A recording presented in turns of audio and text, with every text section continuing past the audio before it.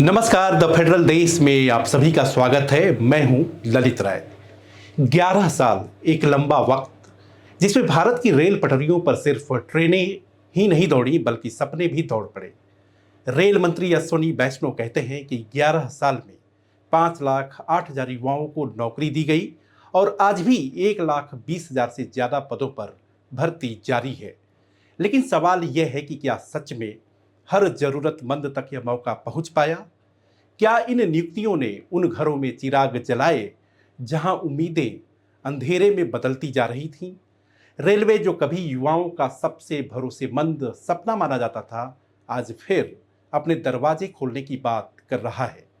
भर्तियां चल रही हैं, आवेदन भरे जा रहे हैं, लाखों दिल एक बार फिर धड़क रहे हैं कि शायद इस बार किस्मत साथ दे दे।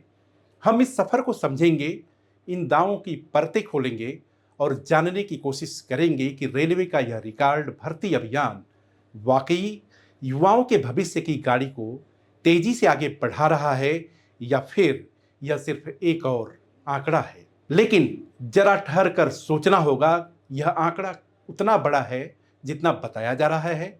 देश में हर साल करोड़ों युवा प्रतियोगी परीक्षाएं देते हैं, लाखों सिर्फ रेलवे की नौकरी के लिए करते हैं, तो फिर 11 साल में 5 लाख नियुक्तियां क्या वास्तव में पर्याप्त हैं?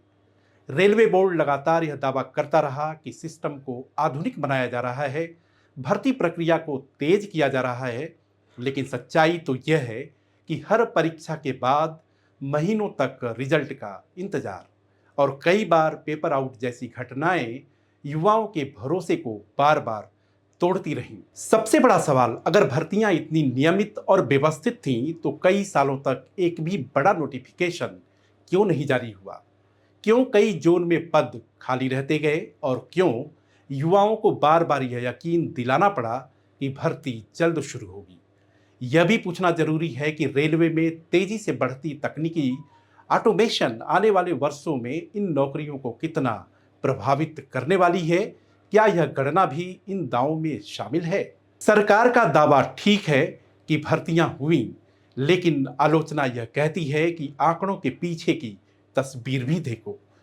कितने पद खाली हैं, कितने युवा ओवर एज हो गए और कितनों के सपने सिर्फ नोटिफिकेशन के इंतजार में ही जल गए।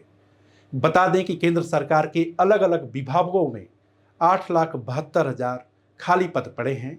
रिपोर्ट बताती है कि पूरे भारत में 15 करोड़ 20 लाख लोग निजी और सरकारी नौकरियों में नियुक्त हैं।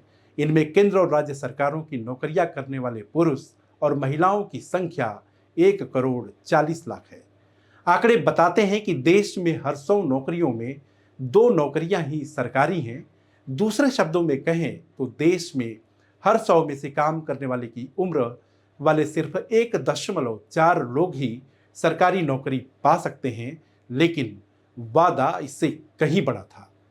कहानी सिर्फ दी गई नौकरियों की नहीं, उस भरोसे की है जो हर साल टूटता रहा।